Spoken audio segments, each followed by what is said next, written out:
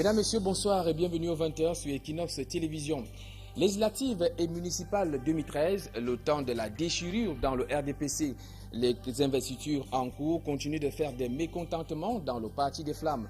Après les militants de Kribi, il y a quelques jours dans l'océan, eh bien, ce sont les femmes de l'OFRDPC de Douala 4e qui leur ont emboîté le pas. Celles-ci se soulèvent contre le choix porté sur une candidate. Ces dames menacent d'ailleurs de démissionner en bloc au cas où leurs revendications ne sont pas prises en compte. Et puis, affaire de mœurs en milieu étudiantin, le harcèlement sexuel semble avoir fait son nid dans nos universités. On se rappelle qu'un enseignant à l'université de Yaoundé 1 a été suspendu de toute activité académique pour harcèlement sexuel. Comment comprendre ce comportement? Un psychologue est notre invité en deuxième partie de ce journal. Voilà pour les titres.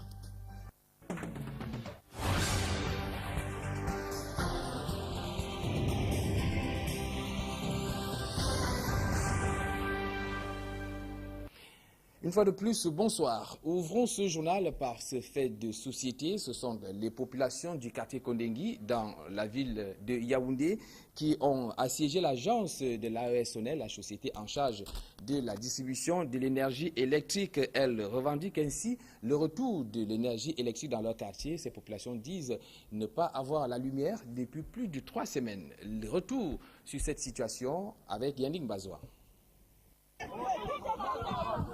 3 semaines sans électricité, trop c'est trop. Et les populations du quartier Kondengui, dans l'arrondissement de Yaoundé 4, ont tenu à exprimer leur courroux en prenant d'assaut le siège de l'agence SONEL ce lundi 15 juillet 2013. Depuis 3 semaines, le quartier Kondengui, derrière la chapelle, n'a pas d'énergie. On a constaté qu'il y a une partie de Kondengui qui a l'énergie et une partie qui n'a pas du tout. Et c'est pourquoi nous sommes là. Parce que depuis 3 semaines, on n'a pas d'énergie. Et le courant qu'on a eu avant 3 semaines était de faible qualité. 3 semaines de délestage, source de plusieurs conséquences négatives. Des appareils électroménagers et les vivres endommagés. Mon frigo a été endommagé. J'ai perdu des vivres. Et il y a d'autres personnes qui ont perdu aussi beaucoup d'appareils, quoi. Donc ça grillait plein de choses, plein de choses. Il est là, regardez son doigt. Ainsi qu'une extrême insécurité. Devant ma porte. À cause du courant à 22h. Devant sa porte, pas qu'il était en train de... Avant-hier, devant ma porte, à l'entrée de ma porte, ils m'ont pris parce qu'il n'y a pas le courant. Face à cette situation, le délégué régional Centre-Sud-Est de AES-SONEL, Abbé Claude Max Fouda, est descendu sur les lieux. Vous avez déjà pris le fait que vous n'êtes pas alimenté. Oui, ok. Et on a déjà pu circonscrire, n'est-ce pas, la zone d'intervention. J'ai déjà demandé à nos équipes de descendre instamment, donc vous aurez de l'énergie aujourd'hui. Une promesse applaudie par les populations, mais avec un droit de réserve. On nous a promis à 16h, donc cet après-midi on attend la lumière. Si ça ne vient pas, on va continuer. Une manifestation de trop qui vient remettre en droite ligne le problème d'électricité au Cameroun. Promesse tenue par les responsables de AESONEL puisque la lumière a été rétablie à Kondengui un peu en début de cette soirée. Toujours à Yaoundé, réveil brutal au quartier universitaire de Bonamoussadi. C'est un étudiant, le corps sans vie d'un étudiant finissant de l'Institut national de la jeunesse et des sports qui a été découvert non loin de sa chambre. Le doute plane sur les circonstances et même les auteurs de ce qui se passe pour être un assassinat. Le récit des faits avec Hervé Sioué et Marcelin Gansop. Ici, gît au sol, le corps inerte de Kaou, Oulibélé Gislain, étudiant finissant de l'Institut national de la jeunesse et des sports. La découverte macabre a été faite ce lundi 15 juillet, aux premières heures de la matinée, laissant sans voix ses voisins, ses camarades de classe, ainsi que les membres de sa famille.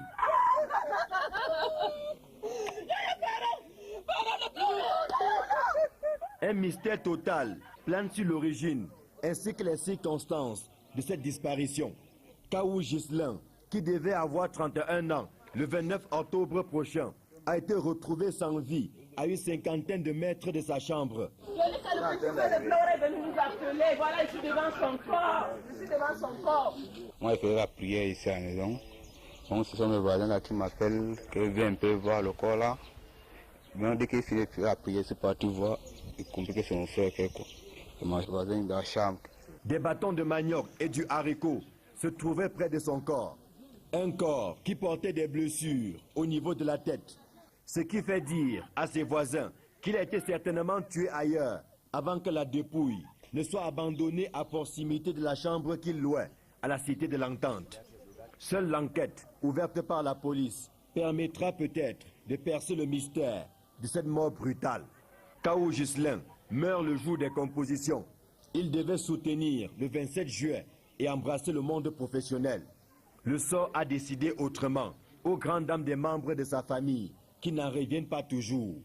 En fin de semaine dernière déjà, c'est le corps inerte d'une jeune fille enceinte qui a été retrouvé dans sa chambre, toujours dans le même quartier Bonamoussadi.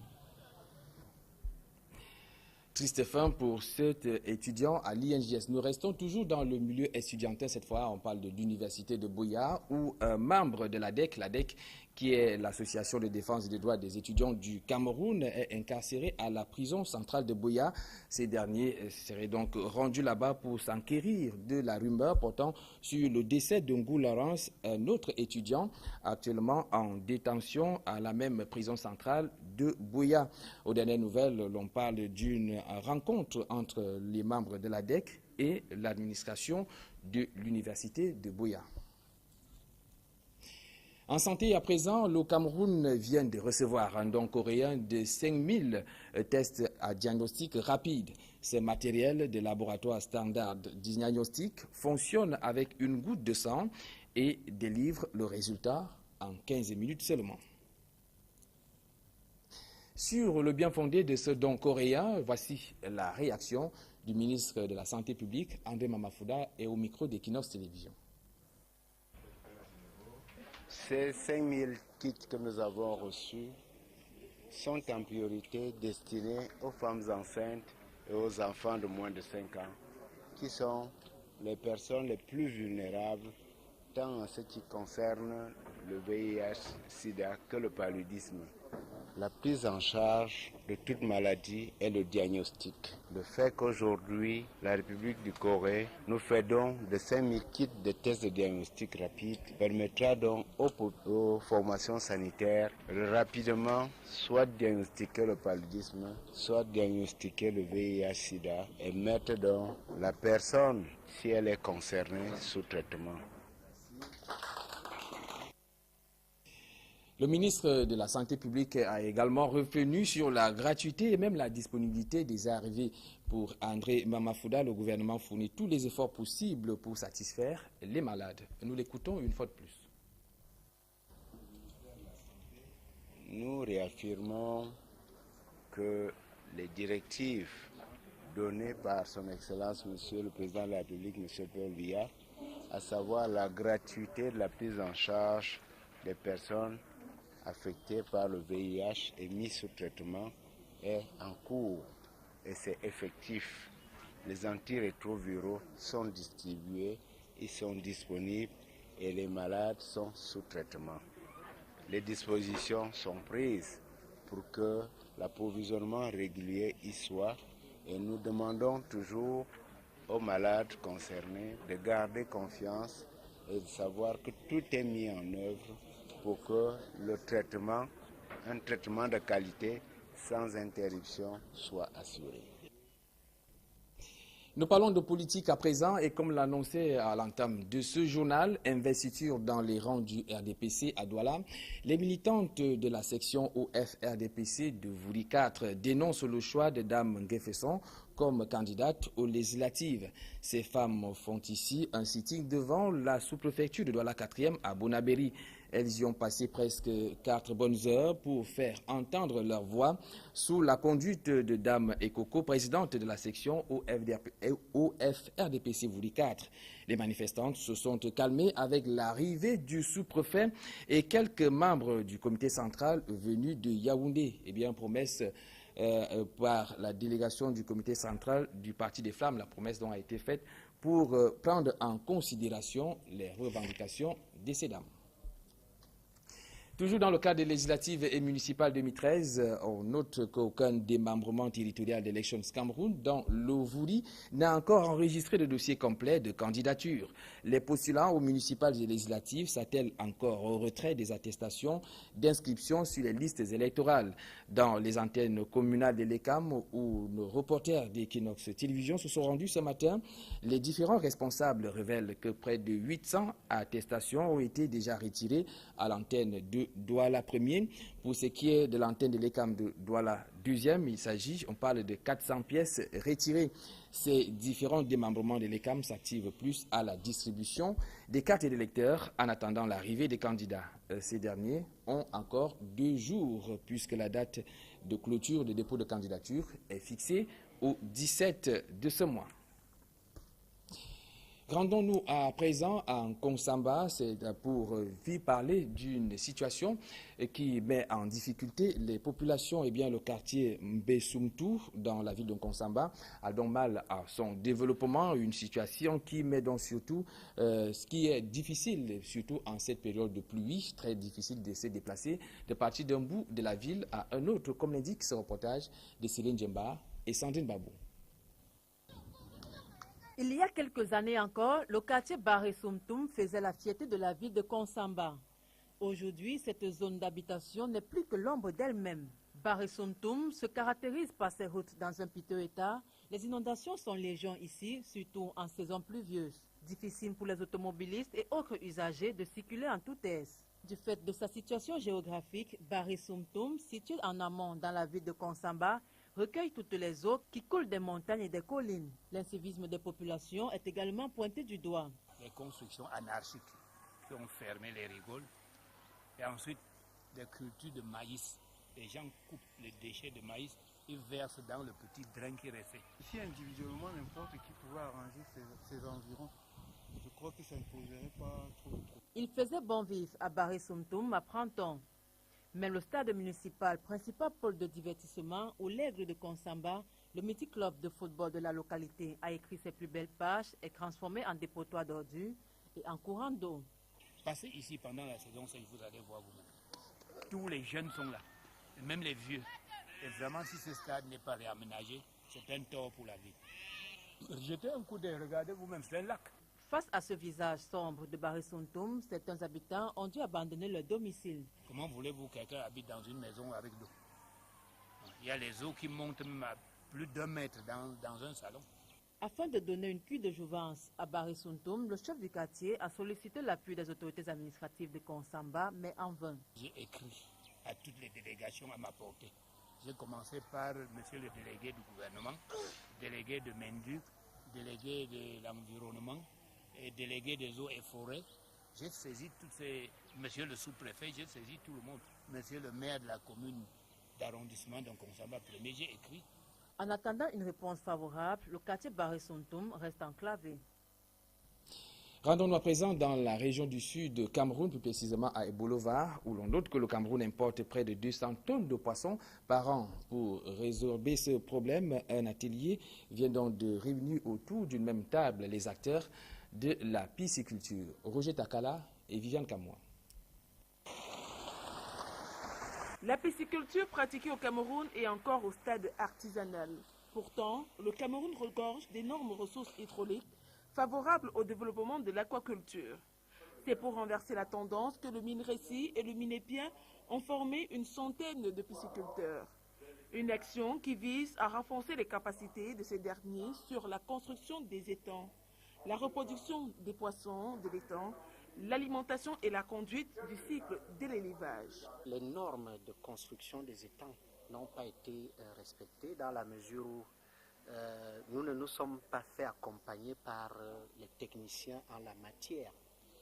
Il faut faire des acrobaties pour en trouver dans des régions autres que la nôtre. Et il y a ce problème d'aliments qui n'est pas toujours disponible. Le poisson constitue pourtant 44% des protéines animales de l'alimentation des Camerounais. Mais la consommation du poisson est en baisse. Le poisson est un produit qui n'est pas aussi vulgarisé au niveau de notre pays. Un constat qui contraste avec le taux sans cesse croissant d'importation. Le besoin de poissons au Cameroun, vous posez la question s'il ne fait pas sentir, le Cameroun est net importateur des produits de la pêche. Vous savez que le Cameroun importe aujourd'hui près de 200 000 tonnes de poissons par an pour combler un peu le déficit en ressources halieutiques chez nous. Pendant 5 jours, les pisciculteurs ont reçu des connaissances nécessaires pour booster la production halieutique du Cameroun. En religion, le jeûne du Ramadan se poursuit. Eh bien, les fidèles musulmans sont désormais tenus à manger avant le lever du soleil et après son coucher. La rupture du jeûne est perçue comme un moment de partage de spiritualité au sein de la communauté musulmane. Les précisions avec Roméo Mbanga et Julingue. Eh bien, nous reviendrons sur ce papier le reportage au cours de nos prochaines éditions, toujours en religion. Eh bien, une centaine de jours seulement à la tête de l'Église catholique, le pape François est présenté comme étant celui qui vient redorer l'image de la Sainte Église. Dans la communauté chrétienne, le pape François est présenté comme la solution miracle qu'il fallait à l'Église catholique en perte de ses valeurs. Flotam Kobensi.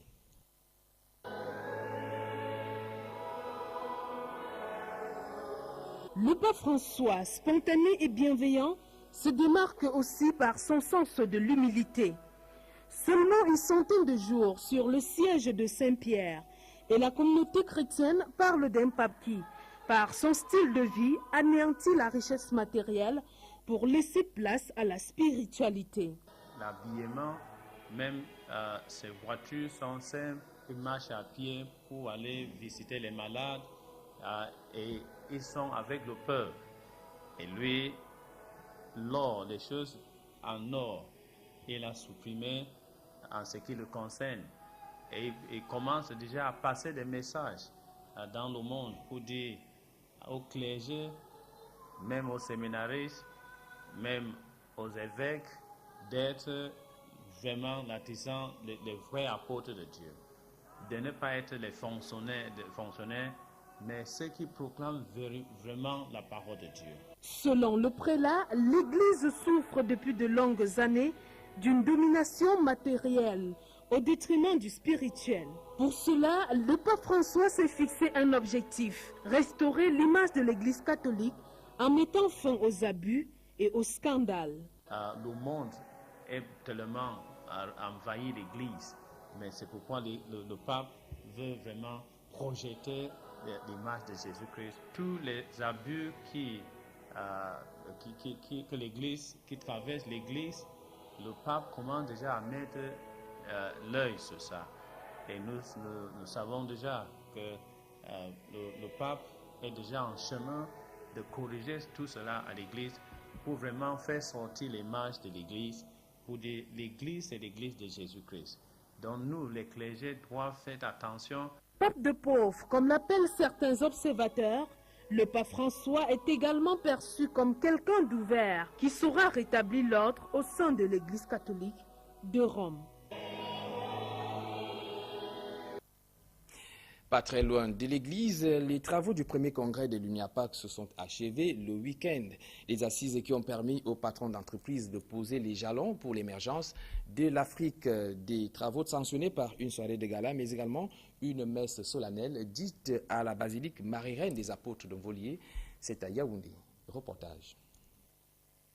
De la vocation du dirigeant d'entreprise à l'engagement des dirigeants chrétiens d'entreprise en Afrique, pour la défense et la promotion de la dignité humaine, en passant par le positionnement de l'Afrique dans le monde aujourd'hui, entre marginalisation et émergence, ainsi que la bonne gouvernance et l'absence de corruption comme chemin d'espérance pour l'Afrique, les sous-thèmes qui ont meublé les travaux de ce premier congrès de l'Union internationale des associations patronales chrétiennes auront permis à l'Afrique de trouver un nouveau souffle pour l'émergence de son économie. Laisse à l'Afrique le garde d'un avenir qui s'ancre sur du spirituel, d'un avenir qui s'ancre sur du rock, d'un avenir qui va naturellement prendre en compte tous les besoins de la jeunesse pour que demain soit meilleur, pas pour quelques-uns, mais pour tout le monde.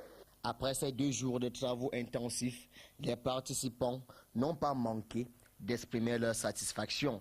Une grande joie de voir cette Uniapac Afrique qui n'existait pas il y a 4 ans, aujourd'hui manifester sa cohérence, sa fraternité, sa force, s'engager sur des textes très profonds et qui peuvent avoir un impact très important pour l'Afrique au sens de sa réalité économique. Au début de ce congrès, nous avons annoncé que nous rassemblerons autour de 400 personnes. Nous en avons eu 500. Nous en sommes très contents et très fiers. Fini le travail, l'heure a été aux réjouissances. Et ce, à travers une soirée de gala organisée à cet effet. Grand moment de distraction et de réconfort après 48 heures de réflexion intensive.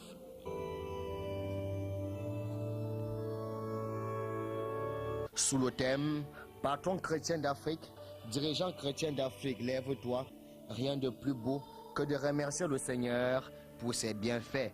Ainsi, toutes les parties prenantes à ce congrès se sont retrouvées ce dimanche 14 juillet à la basilique Marie-Reine des Apôtres d'Onvolier au cours d'une messe solennelle de clôture des travaux présidée par Monseigneur Victor Tonien Mbakot. Les lampions du tout premier congrès de l'Union internationale des associations patronales chrétiennes Cameroun 2013 viennent donc de s'éteindre avec pour espoir que ces résolutions ne resteront pas dans les tiroirs.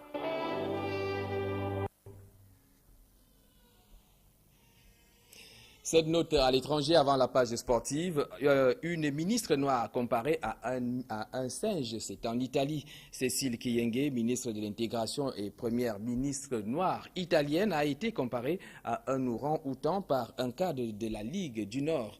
Ce dérapage raciste de Roberto Calderelli à l'endroit de la ministre d'origine congolaise a provoqué l'indignation des membres de bon nombre de personnalités, au premier rang desquelles le chef du gouvernement italien Enrico Letta. Et ce n'est pas la première fois que la ministre pour l'intégration est la cible des commentaires racistes. En sport, suspension de la Fédération camerounaise de football. Des émissaires du gouvernement iront bientôt au siège de la FIFA à Zurich. Selon des informations à notre possession, deux membres du gouvernement vont quitter le Cameroun incessamment pour aller plaider la cause du pays des Lions indomptables. Il s'agit notamment du ministre de l'administration territoriale et de la décentralisation, René Emmanuel Sadi, qui sera accompagné du ministre des Sports, Adoum Garoua. Ces émissaires doivent obtenir de la FIFA la levée de la suspension de la FECAFOOT avant les prochaines échéances. Toujours en sport, on parle de la Coupe du Monde Junior 2013. Le Ghana tire sa révérence. Le Ghana a donc occupé la 3e place, déjà champion d'Afrique et champion du monde. En 2009, les Ghanéens, les juniors des Ghana, comme d'autres catégories, sont au sommet du football africain, contrairement au Cameroun qui est absent de ces grands rendez-vous, conséquence d'un championnat jeune, sporadique et mal organisé. Jean-Paul Chuniat. Du sacre continental des Lions juniors à la CAN de 1995, les différentes sélections nationales, toutes catégories confondues, vivent une traversée du désert. Elles ne gagnent plus. Pourtant, des pays comme le Nigeria et le Ghana ont le vent en poupe dans ces compétitions africaines et internationales. Quant à notre pays, je pense que voilà, nous devons essayer de copier, que ce soit la France ou le Ghana, tout ce qu'ils font de bien. Nous devons essayer de copier ça, c'est ça notre problème. Le Cameroun refuse de copier les recettes de la réussite du football jeune dans ces pays-là. Depuis de longues années, les Lions juniors, espoirs, cadets et autres sont devenus l'ombre d'eux-mêmes, conséquence d'un championnat jeune tatillon, mal organisé, voire inexistant. Nos sélections sont en stage seulement quand il y a match, oui, quand il y a compétition. Depuis qu'on a été éliminé, les juniors n'ont jamais plus été convoqués. Donc ce sont des choses que nous devons essayer de régler. Certes, ça demande des moyens, mais c'est des moyens qui sont extrêmement importants parce que c'est ça qui va porter les fruits sur la durée. La radiographie du poignet est aux oubliettes. Pourtant, ce fut la raison avancée pour l'arrêt du championnat l'année dernière. Depuis presque une quinzaine d'années, le Ghana s'illustre avec brio sur la scène continentale et mondiale. Double vainqueur de la CAN et la Coupe du Monde en 2009. Les starlets ghanéens gardent le même cap avec Sela Tété en poste depuis 2008. Avec ses poulains, il est médaillé de bronze de la Coupe du Monde 2013 en Turquie. Le football des jeunes va très bien au niveau du Ghana. D'ailleurs, le Ghana a le meilleur buteur de la compétition, qui joue encore au Ghana, qui a marqué 6 buts. Tout est donc au point mort. Mauvais et bons footballeurs vont tous en aventure, privant ainsi les championnats locaux de leurs perles rares. Ces dernières années, Nombreux sont ces jeunes footballeurs qui se sont naturalisés en Europe et dans des pays comme le Gabon, la République centrafricaine et la Guinée équatoriale. Avant la deuxième partie de ce journal, cette information à caractère publicitaire, Comessi Honoré à Douala, l'entreprise de microfinance reçoit des prix de meilleurs partenaires financiers pour le compte de l'année 2012, un prix décerné par l'Observatoire du Club Afrique de l'émergence. Reportage. C'est dans son agence de Shell Village que la direction générale de Comessi a choisi de recevoir le prix d'Étoile d'Or du meilleur partenaire financier pour le compte de l'année 2012. Tous vos efforts absolument remarquables.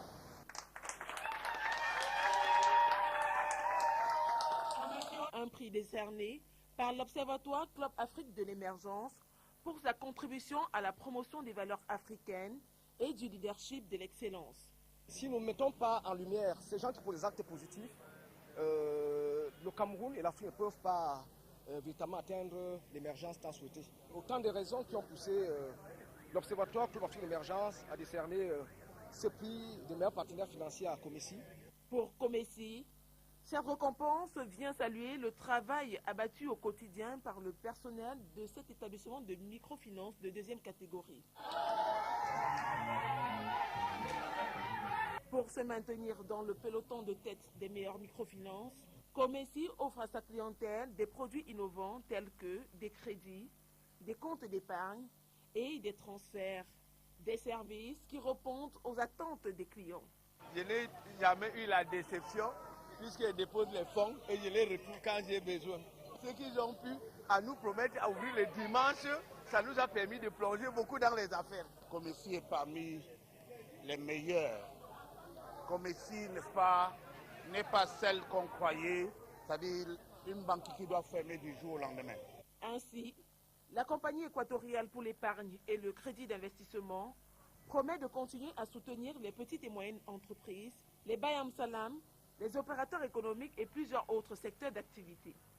Mais seulement il faut reconnaître que la microfinance a été créée, a été décidée, autorisée et encouragée au Cameroun par le gouvernement du renouveau, sur recommandation personnelle du chef de l'État, son Excellence M. Paul Biya, afin de donner des services, d'offrir des services financiers de proximité aux populations camerounaises. Aujourd'hui, l'histoire lui donne raison, parce que la microfinance encadre aujourd'hui, à l'heure où nous nous parlons, plus de 1 500 000 Camerounais et emploie plus de 10 000 Camerounais directement, sans compter les emplois indirects. C'est le lieu pour nous de remercier le gouvernement camerounais, Monsieur le ministre des Finances et son Excellence Monsieur Paul Biya, le président de la République, pour tout le soutien et l'encadrement qui ne cesse d'apporter au quotidien pour le développement des entreprises camerounaises en général et plus particulièrement pour le développement de la microfinance. La cérémonie s'est achevée dans une ambiance conviviale, au cours de laquelle le personnel et les clients ont pu renforcer leurs liens. Comessi, c'est une nouvelle dynamique au service de l'économie du Cameroun. Eh bien, c'est la fin de la première partie de ce journal. Juste après la transition, nous allons parler du harcèlement sexuel en milieu universitaire.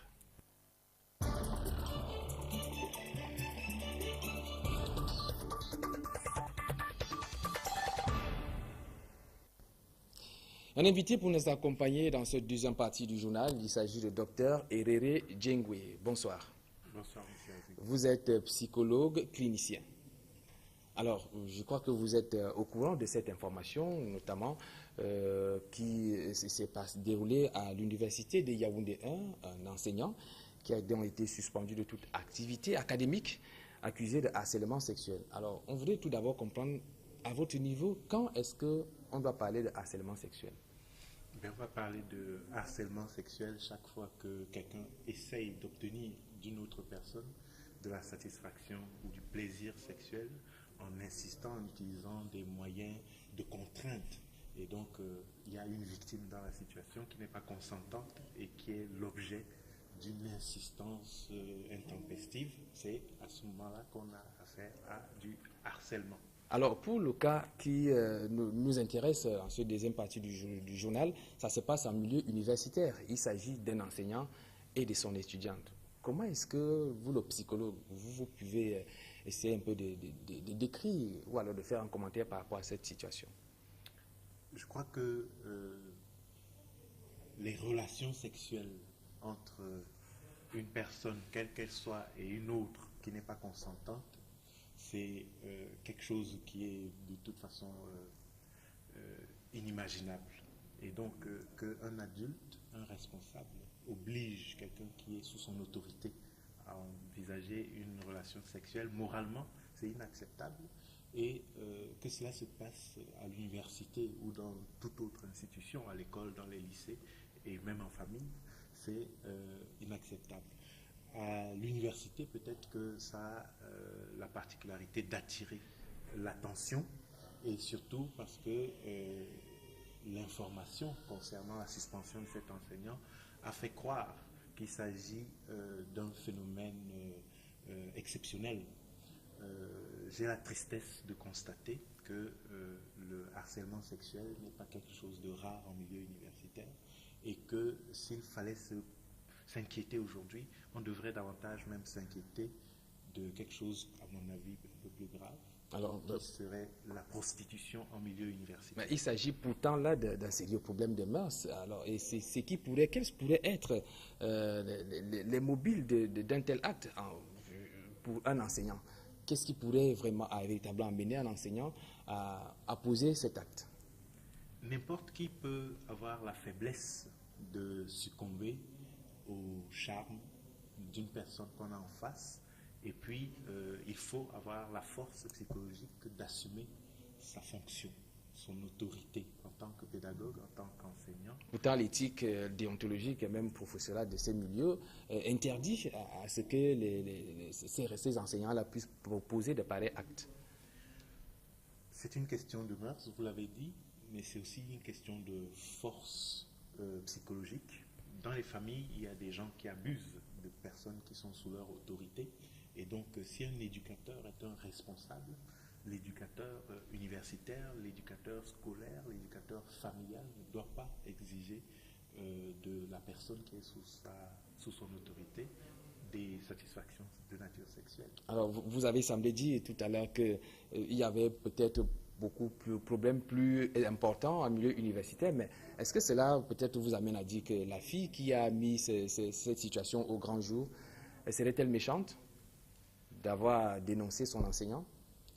Il y a quelque chose d'inapproprié et de moralement insoutenable dans une situation comme celle-là, et dans la mesure où la victime du harcèlement en général n'est pas en capacité de se défendre, éventuellement si elle est amenée à user d'une stratégie pour se soustraire à ce harcèlement, et que la seule à sa portée qu'elle juge efficace soit le mode qu'elle a utilisé, à savoir le mettre en ligne, on ne saurait parler de méchanceté, parce que entre la personne qui abuse de son autorité face à une personne impuissante et elle qui se défend comme elle peut sans agression, moralement, je ne sais pas comment on pourrait la qualifier, elle, de méchante. Alors, maintenant, quelles peuvent être les conséquences sur le plan académique d'un acte comme celui-là? Certes, peut-être que ça se passait en sourdine, maintenant que c'est mis au grand jour, quelles peuvent être les conséquences? On peut considérer tout simplement que les adultes ou les enseignants qui ont la faiblesse de succomber à cette tentation seront avertis, parce que les victimes se servent de moyens efficaces à leur disposition, et donc peut-être que ça va rappeler un peu les gens à l'ordre, et puis peut-être ça va encourager d'autres victimes qui n'osent pas dénoncer, qui n'osent pas réagir, qui n'osent pas affronter les adultes, les enseignants qui les harcèlent. Et donc en cela, c'est aussi la dignité et le droit des personnes qui sont promues à travers le comportement. Alors, docteur Herero Djengo, on veut comprendre, cet acte, est-ce qu'il ne pose pas là le problème même de mœurs dans notre société en général? Est-ce que, parce que on semble peut-être présenter l'enseignant comme étant le bourreau, mais est-ce qu'il n'y aurait pas également peut-être un problème de mode pour que ces filles-là, ces étudiantes puissent également être soit exposées ou peut-être même être à l'origine de ces genres d'actes? Je crois que fondamentalement, dans le milieu estudiantin, même dans les lycées, et ça se voit plus particulièrement à l'université, le sexe est quelque chose de trop visible. Et donc, le rapport, donc la relation entre l'enseignant et les étudiants est un peu contaminée par d'autres types d'enjeux. Et une forme de marchandage aussi existe, et le sexe peut servir de monnaie d'échange. Moralement aussi, imaginez qu'on puisse obtenir des notes, ce qu'on a appelé le droit de cuissage ou bien les notes sexuellement transmissibles. C'est des choses qui se pratiquent à l'université. Et puis, il faut aussi surtout souligner ce que moi j'appelle la prostitution en milieu universitaire, pour des raisons différentes. Des personnes, filles comme garçons, sont tentés de proposer des services sexuels en échange de faveurs en termes de notes, voire en termes d'argent. Parmi ces personnes, il y en a qui sont victimes de la pauvreté ou victimes d'une éducation insuffisante. Et donc, par exemple, des filles qui approchent un enseignant pour demander de quoi payer la première tranche de leurs frais de scolarité. Alors décidément, ça signifie quelles pourraient donc être quelques issues de sortie des voies de recours, peut-être pour soit les victimes ou alors pour qu'on peut-être on puisse limiter, puisque vous reconnaissez que ce sont des pratiques qui sont courantes en milieu universitaire et un peu peut-être partout ailleurs. En milieu universitaire, quelle solution pour qu'on ne puisse plus, qu'on puisse limiter de telles pratiques? C'est relativement simple de recadrer un peu sur la morale et l'éthique de l'enseignement. C'est-à-dire? Et donc de former les enseignants, parce qu'il n'y a pas de concours pour être professeur à l'université. Il suffit d'être docteur ou même sans doctorat, d'enseigner à l'université. Il n'y a pas de formation, d'apprentissage à la pédagogie universitaire. Il y a une déontologie, il y a une éthique qui n'est pas enseignée. Donc peut-être que les enseignants à ce niveau-là mériteraient d'être aidés, mais il faudrait aussi rappeler une discipline, une éthique, une tenue à l'université. Il faut aussi protéger les étudiants et les étudiantes des conséquences d'une pauvreté extrême. Parce que sur le campus, il y a des étudiants qui meurent de faim. Il y a des étudiants qui n'ont pas où se loger et qui sont donc des victimes potentielles à tout prédateur qui, nanti de moyens économiques, peut se servir facilement auprès de ces personnes. Est-ce qu'il ne serait pas également d'encourager le culte de l'effort beaucoup plus du côté de ces étudiantes filles qui peut-être semblent parfois chercher la voie de la facilité peut-être même forcer la main à certains enseignants? Mais vous voyez bien que la voie de la facilité, ce n'est pas l'apanage des étudiants, c'est propre à l'ensemble des Camerounais. Donc la prostitution en milieu universitaire est aussi le reflet peut-être de ce qui se passe dans la population générale. Docteur Herero Djengwe, merci d'avoir répondu à cette invitation. Vous êtes psychologue clinicien, c'est ça? Mesdames, Messieurs, c'est ici que nous mettons un terme à cette édition d'information. Merci de nous avoir suivis. Toute l'équipe de production de cette édition vous donne rendez-vous demain à la même heure. Bonne soirée.